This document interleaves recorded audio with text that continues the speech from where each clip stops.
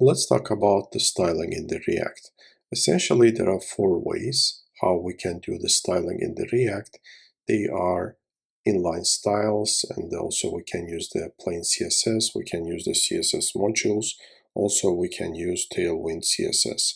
So each of them has their own use, advantages and disadvantages, which we are going to talk about in this episode. So the first one is the inline styles, right? Inline styles is basically JavaScript object directly on the element.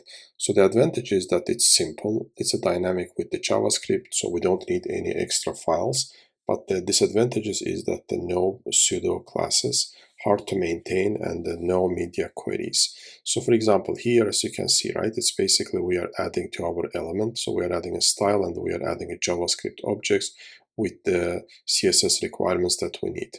The next one is that the plain CSS. Plain CSS is what's the main disadvantage, right? It has the global scope. So for example, in this case, for the title in one file is whatever we are adding this file, it affects the all components.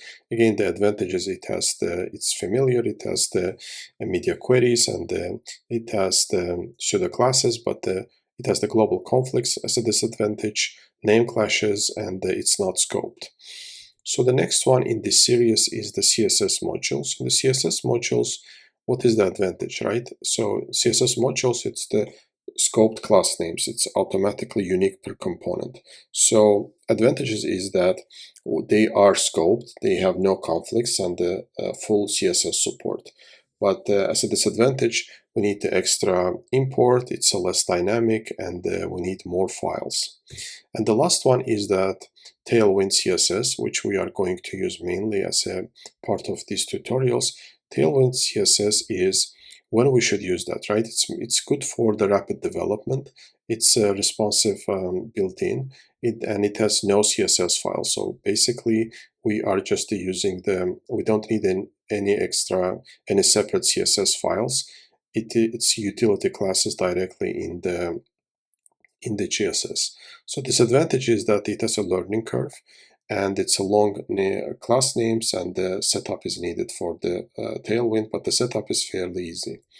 So to go and see that for each one right here. So we can play around, so we can see that okay, if we compare them side by side. So for div for the inline, so we are just adding the so we don't need any extra file, so we are adding just a JavaScript object on our element.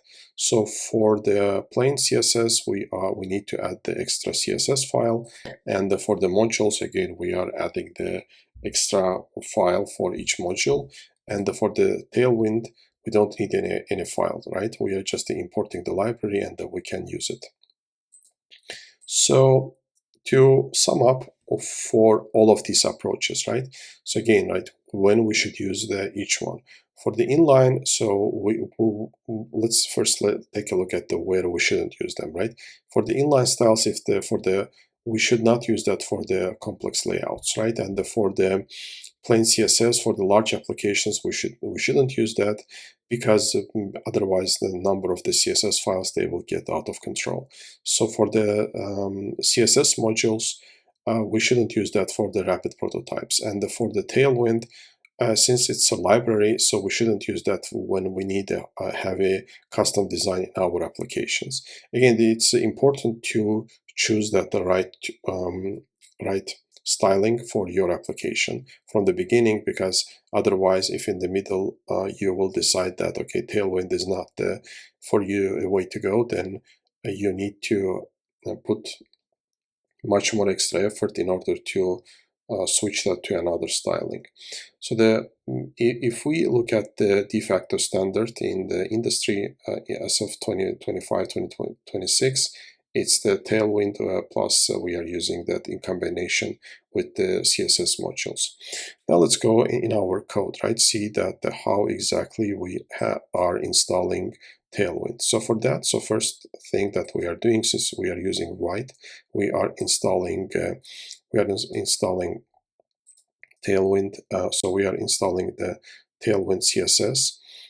using the npm, running the npm command, and after we run that, so what we have here, right? We have the Tailwind Tailwind White installed as a library. So also we need to add that in the configs. We need to add the plugin, and also in our index CSS we need to import that, and that's it. That's the all installation that we need, and after that we can go and use that. For example, here we are using the styling for the Tailwind CSS, right?